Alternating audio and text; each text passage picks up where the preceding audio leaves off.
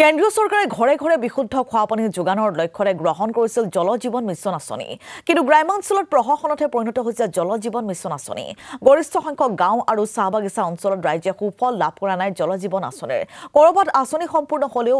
ওলোৱা নাই পানী আন কৰবাত আকৌ বিতৰণ কৰা হৈছে অপৰিষ্কাৰ পানী বহু গাঁৱত পানীৰ পাইপ সংযোগ কৰা হৈছে যদিও ৰাইজে লাভ কৰা নাই বিশুদ্ধ খোৱা পানী বিভাগীয় মন্ত্ৰীৰ দম্ভালি আৰু ঠিকাদাৰৰ ময়মতালিত পনপন্তি হৈছে সাধাৰণ জনতা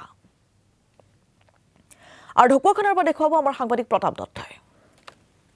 আছে গৰু নবায়শাল থকাতকৈ নথকাই ভাল অসমীয়াৰ এই অপ্ত বাক্যশাৰীয়ে যেন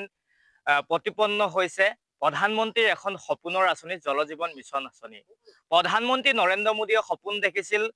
প্ৰত্যেক ঘৰ দুখীয়া নিচলা মানুহে বিশুদ্ধ খোৱা পানী খোৱাৰ এই বিশুদ্ধ খোৱা পানী খোৱাৰ আঁচনিখনত আচলতে আউল লগাইছে কোনে অসমৰ ভিন্ন প্ৰান্তত এতিয়া জল জীৱন মিছন আঁচনি ফুলদানিত পৰিণত হৈছে তাৰে কিছু দৃশ্য দেখাবৰ বাবে এই মুহূৰ্তত আমি আহি উপস্থিত হৈছোহি ঢকুৱাখানাৰ শিলৈদাৰী আৰু জামুগুৰিৰ সীমামূৰীয়া গোহাঁই সন্দিকৈ যিটো জল জীৱন মিছন আঁচনি আছে সেই জল জীৱন মিছন আঁচনিত উপস্থিত হৈছো মোৰ সহযোগীক প্ৰথমে আৰু সামগ্ৰিক পৰিৱেশটো দেখাবৰ বাবে অনুৰোধ জনাইছো এইটো হৈছে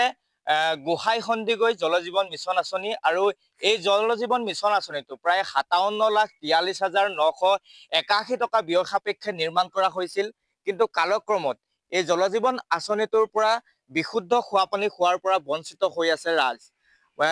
দুটা মাহ এই জল জীৱন মিছন আঁচনিৰ পৰা বিশুদ্ধ খোৱা পানী লাভ কৰিলে স্থানীয় ৰাইজে আৰু তাৰ পাছতে এতিয়া 3টাকৈ বছৰ এই জল জীৱন মিছন আঁচনিৰ কাম বন্ধ হৈ থকা পৰিলক্ষিত হৈছে মোৰ হৈতে স্থানীয় একাংশ ৰাইজ আছে মন্তব্য লবলৈ যত্ন কৰিম কিমান দিনৰ পৰা বন্ধ হৈ আছে বন্ধটো আজি 2 বছৰ মানেই হ'ল আৰু মাত্ৰ 2 মাহ কি 3 মাহ দিলে আৰু দিয়াৰ পাছত নাই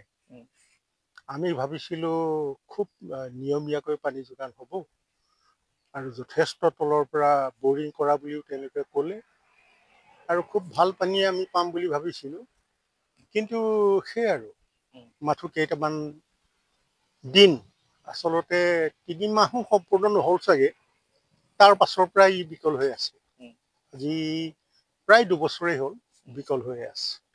প্ৰধানমন্ত্ৰী গৰাকীয়ে এটা সপোন দেখিছিল যে প্ৰত্যেক গৰাকী মানুহে বিশুদ্ধ খোৱা পানী পাব আচলতে এই আঁচনিখনে কাৰোবাক ধনী কৰিবৰ বাবে আঁচনিখন বনোৱা হ'ল নেকি তেনেকুৱাটো আমি ভাবো